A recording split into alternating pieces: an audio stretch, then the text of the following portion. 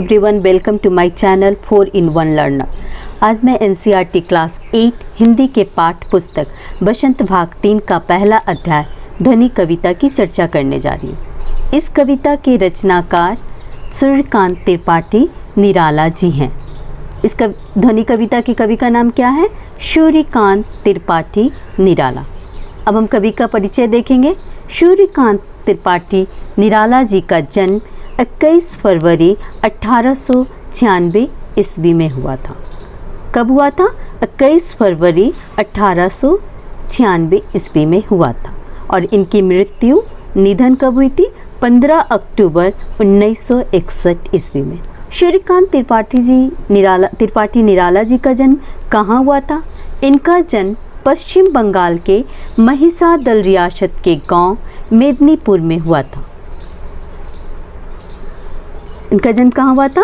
पश्चिम बंगाल के महिसादल रियासत के गांव मेदिनीपुर गांव में हुआ था।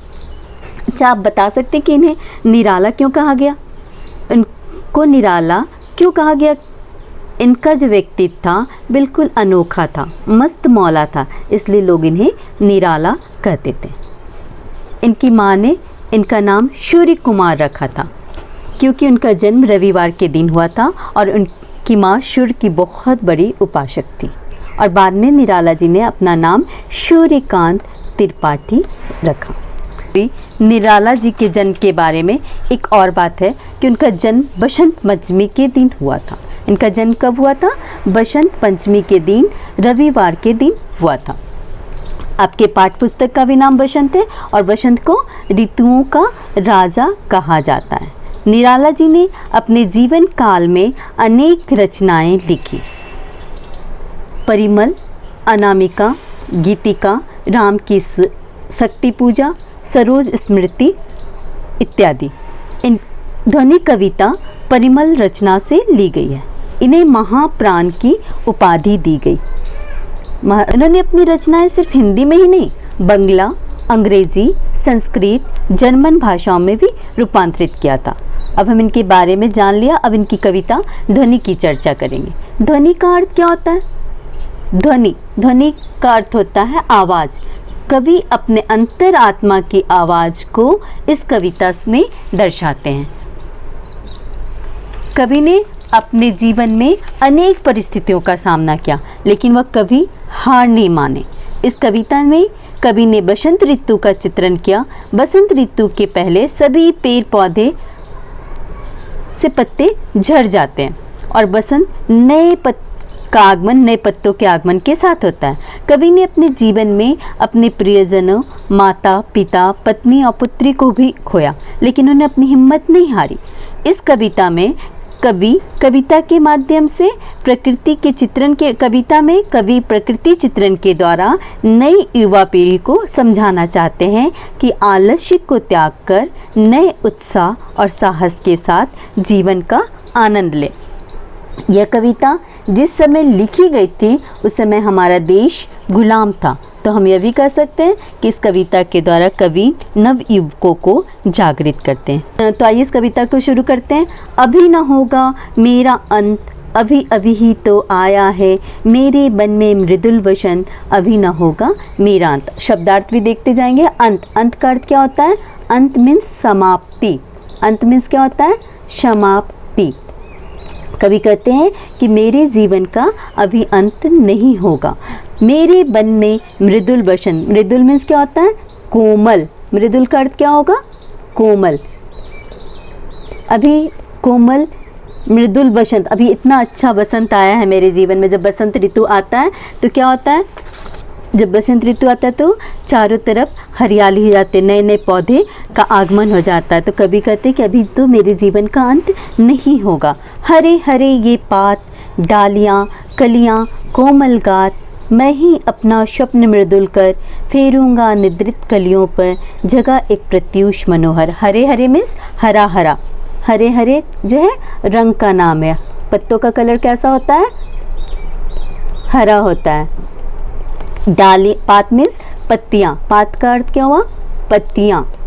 पात का अर्थ हुआ पत्तियाँ।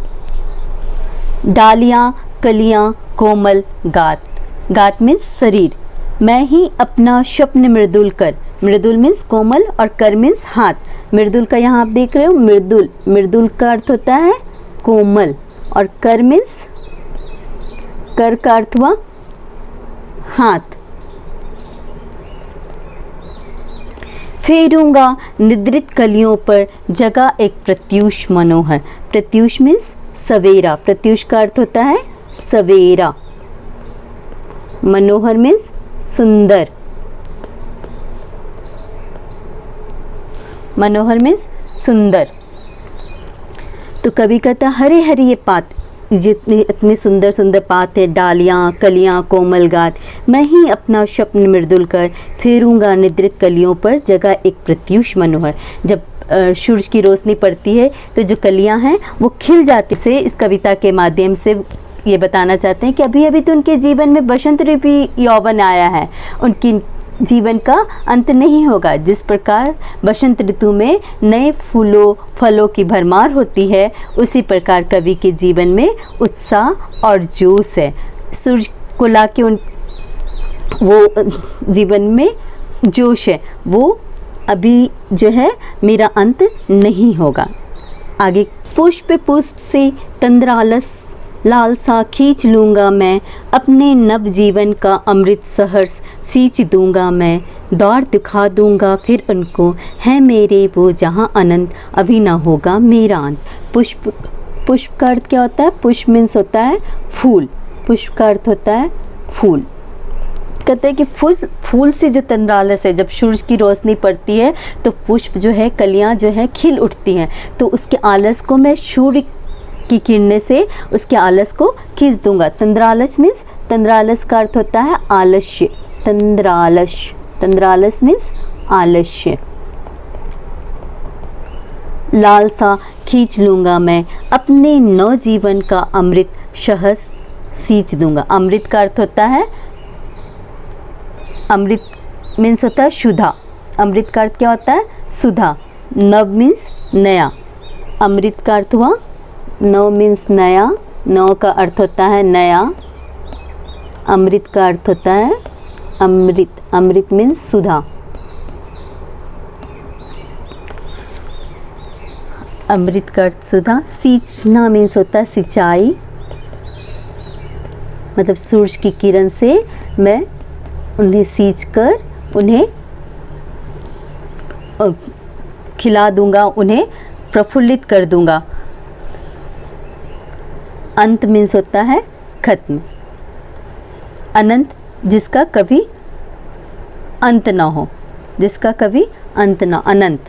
दौड़ कहता है कि पुष्प से जो है आलस मैं खींच लूँगा, उनमें नए जीवन का अमृत मैं सींच दूँगा, दौड़ दिखा दूँगा फिर उनको। यहाँ पे कवि जो है वो नवयुवकों को संबोधित कर रहे हैं, बोल रहे हैं कि मैं जो है उन्हें आलस्य, जब तक वो उनका आलस्य और नहीं छोड़ के उनमें उत्साह आएगा तब तक मैं शांत नहीं रहूँगा, तब तक मैं नहीं बैठूँगा, मैं उन्हें द्वार दिखा दूँगा फिर उनको, मेरे वो जहाँ अनंत अभी ना होगा मेरा। जब तक मैं उस लक्ष्य को प्राप्त नहीं कर लूँगा, जब मैं उस नवयुवकों को जागृत नहीं कर लूँगा, तब तक मेरा अंत नहीं होगा। क्योंकि अभी कवि जो है पूरे उत्साह और पूरे जोश के साथ नवयुवकों को उत्साहित और प्रोत्साहित करना चाहते। तो इस कविता का जो सारांश है वो यह है कि कवि अपने कविता के माध्यम से प्रकृति चित्रण के द्वारा नए युवकों को, नए युवा पीढ़ी को समझाना चाहते हैं कि आलस्य को त्याग कर नए उत्साह और साहस के साथ जीवन का आनंद ले। वो नवयुवकों को जागृत करना चाहते हैं कि निराशा और ज़िंदगी से हारे लोगों को जीवन में आगे बढ़ने की प्रेरणा देते हैं। इस कविता का मुख्य उद्देश्य आलस्य को हटा के अपने जीवन में उत्साह और आनंद को शामिल करना है। इस कविता का अर्थ आपको समझ में आ गया? आपके लिए मैंने शब्दार्थ भी लिखा है। अगर आपको ये वीडियो पसंद आया तो आप लाइक और सब्सक्राइब कीजिए। धन्यवाद। अगले वीडियो में आप अगला अध्याय या चैप्टर देखें।